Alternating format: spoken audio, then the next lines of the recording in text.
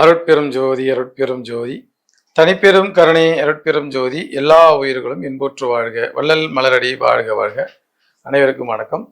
அடியணிந்து புதிய பெரியன் சித்தாவர்மா வைத்தியர், கள்ளக்குறிச்சி. தைராய்டு மிக முக்கியமான ஒரு சுரப்பிகளாக நம்முடைய மனித உடம்புல கடவுளால் படைக்கப்பட்ட ஒரு உறுப்பு. இந்த தைராய்டு நோய்கள் உருவாவதற்கான காரணம், அதற்கான சித்த மருத்துவம் பற்றி நம்ம இந்த காணொலியில நம்ம விவரிக்கிறோம்.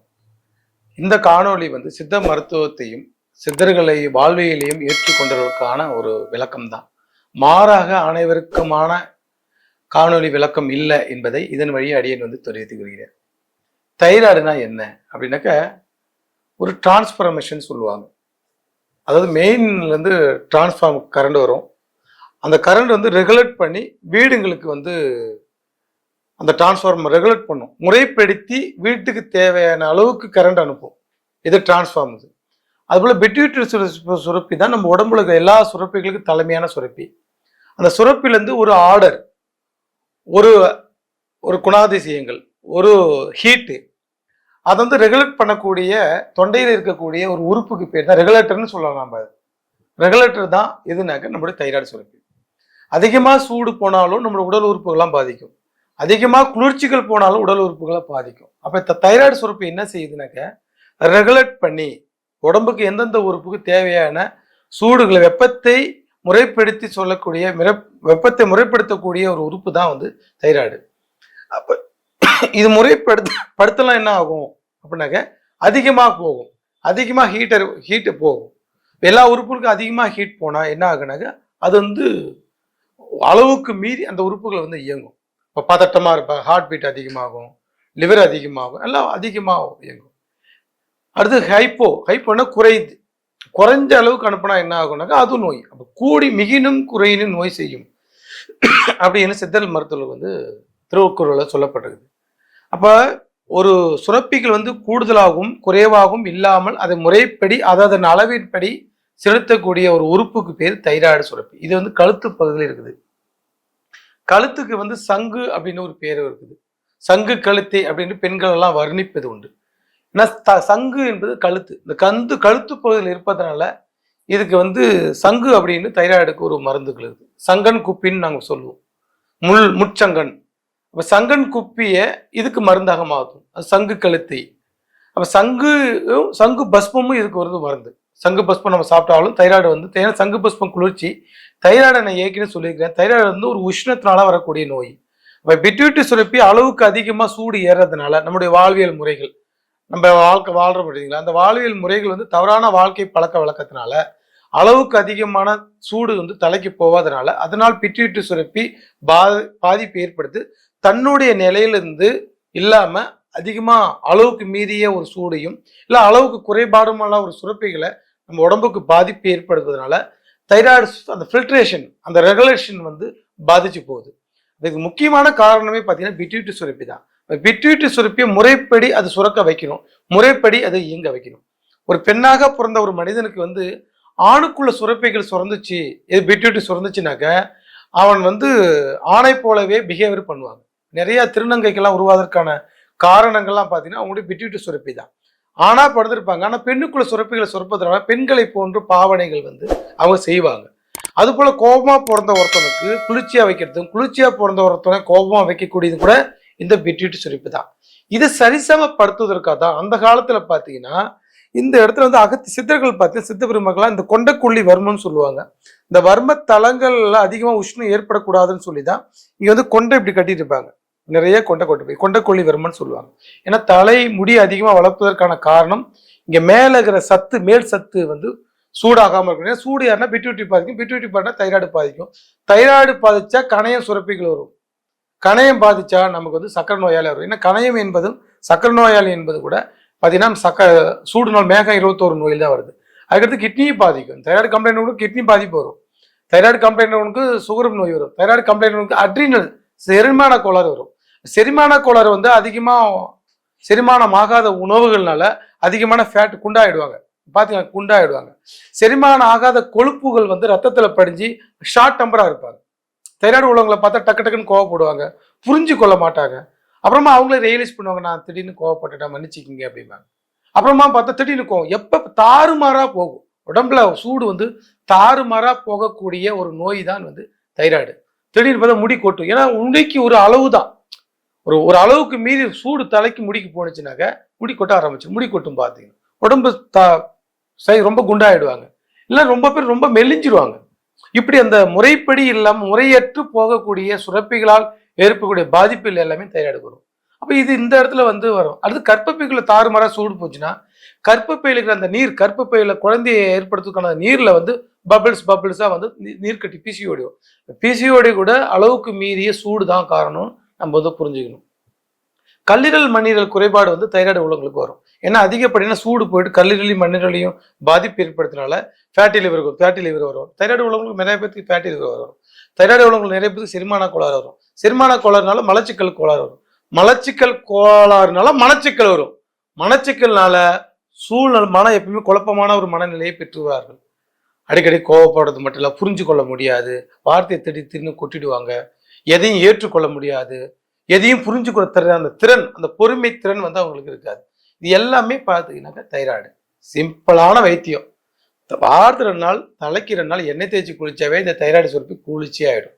இந்த எண்ணெய் தேய்ச்சி குளிக்கிற பழக்க வழக்கத்தை அட்லீஸ்ட் இருக்கணும் தான். தீபாவளிக்கு, பொங்கலுக்கு, ஆதி 18க்குலாம் எண்ணெய் தேய்ச்சி விடுறாங்க.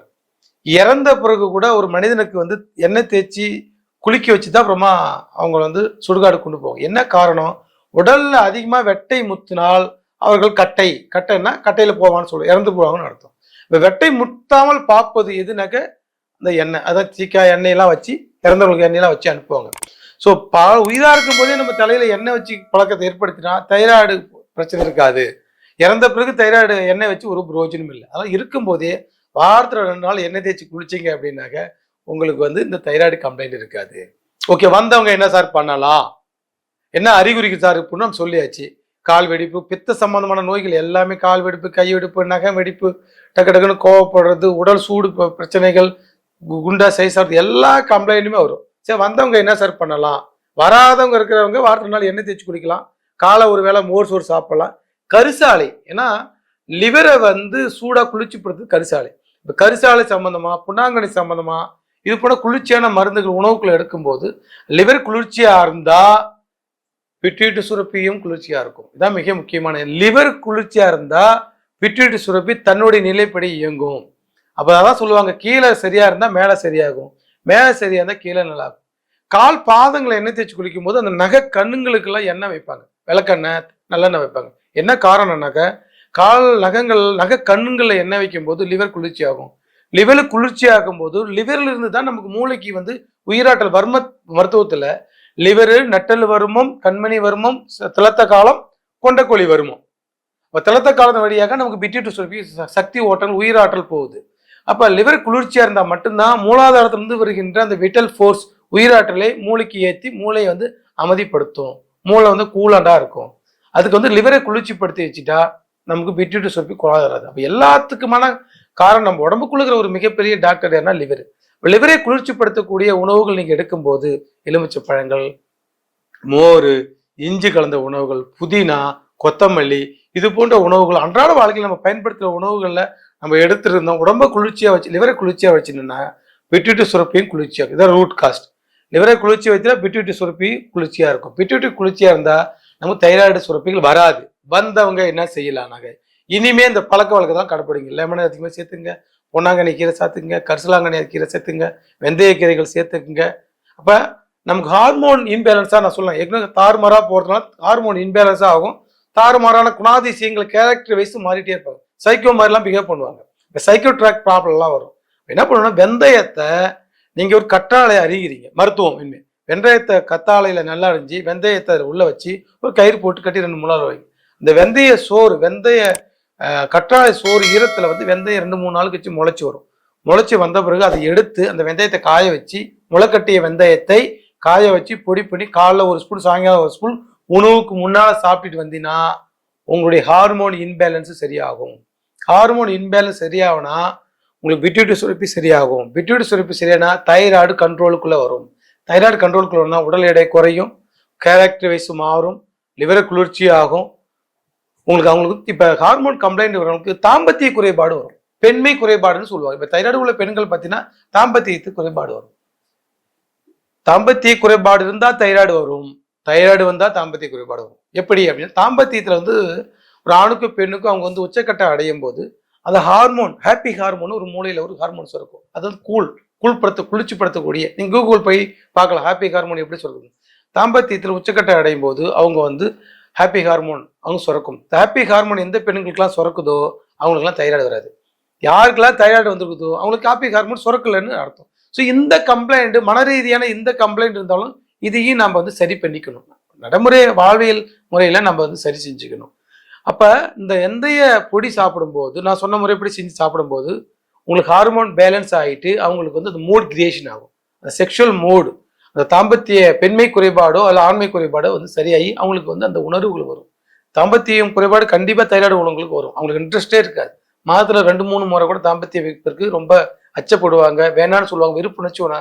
அதனால குடும்பத்துல நிறைய கம்ப்ளைண்ட்டுகள்லாம் வரும். அதனால இந்த குளிர்ச்சியான உணவுகளை எடுத்துங்க. வாரத்துல 4 எண்ணெய் தேய்ச்சி கொள்ளுங்க.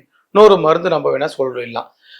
இன்னொரு மருந்து நம்ம சதாவரி என்று சொல்லக்கூடிய தண்ணீர் விட்டா கிழங்கு, நிலப்பன கிழங்கு, பூனைக்காளி இது 3ஐயும் சம அளவு எடுத்து முறைப்படி சுத்தி முறையாக பாலில் சுத்தி பண்ணிட்டு பாலில் வேக வச்சுட்டு எடுத்து காய வச்சுட்டு பொடி பண்ணி வச்சுக்கங்க.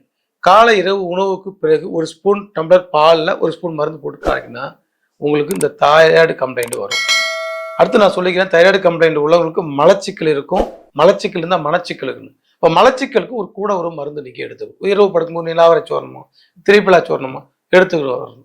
எடுத்து வந்தால் அப்போ மலச்சிக்கல் சரியாகும். மலச்சிக்கலுக்கு மருந்து எடுக்கணும், மூளை குளிர்ச்சி ஆகிறதுக்கு மருந்து எடுக்கணும், கல்லீரல் குளிர்ச்சி படுறதுக்கு மருந்து எடுக்கணும், தைராய்டுக்கு இப்போ நான் சொன்ன மருந்து எடுத்துக்கணும். நாங்கள் சித்த மருத்துவத்தில் நம்ம வள்ளலார் சித்த மருத்துவத்தில் நிறையா மருந்துகள் நாங்கள் வந்து சங்கு பஸ்பம் கொடுக்குறோம், முச்சங்கன் இலையை வந்து மருந்தாக பண்ணி கொடுக்குறோம், ஆகாய கருடன் கிழங்கு வந்து மருந்தாக பண்ணி கொடுக்குறோம், கற்சாலை கற்பூரத்தை நாங்கள் வந்து கொடுக்குறோம். இந்த மாதிரி நிறையா மருந்துகள் அனுபவ ரீதியான மருந்துகள் நம்முடைய வைத்தியசாலையில் நிறைய பேஷண்ட்டுக்கு குணப்படுத்தி அனுபவம் கண்ட அனுபவமான மருந்துகள் நம்முடைய வைத்தியசாலையில் கிடைக்கும். நீங்கள் ஒரு மருத்துவ ஆலோசனைகள் நீங்கள் பெறணும். இந்த மாதிரி பெரிய நோய்களுக்கெல்லாம் நீங்கள் வீடியோ பார்த்து முயற்சி பண்ணுறீங்க. இந்த உணவு பழக்க வழக்க லைஃப் ஸ்டைலில் நீங்கள் வீடியோ பார்த்து எடுத்துக்கங்க. இந்த மருந்துன்னு வரும்போது நீங்கள் ஒரு மருத்துவ சித்த வைத்தியர்களுடைய ஆலோசனைகள் பெற்று எப்படி செய்யலாம் மருந்துகள் மட்டும் அவங்களுடைய துணை கொண்டு செய்து நீங்கள் பயன்படுத்துங்க, அவங்கள்ட்ட வாங்கிக்கங்க. அதுதான் உங்களுக்கு நன்மையை தரும். ஸோ இது போல சித்த மருத்துவத்தில் எல்லா நோய்களுக்குமான மருத்துவம் நம்ம சித்த மருத்துவத்தில் இருக்குது. நல்ல சித்த மருத்துவர்களை அணுகி நீங்கள் தைராய்டை குணப்படுத்திக் கொள்ளணும். அடியேன் வந்து இதன் வழியை கேட்டுக்கிறேன். நன்றி, வணக்கம். அருட்பெரும் ஜோதி, தனிப்பெரும் கருணை, அருட்பெரும் ஜோதி. எல்லா உயிர்களும் இன்புற்று வாழ்க. வள்ளல் மலரடி வாழ்க வாழ்க. நன்றி, வணக்கம்.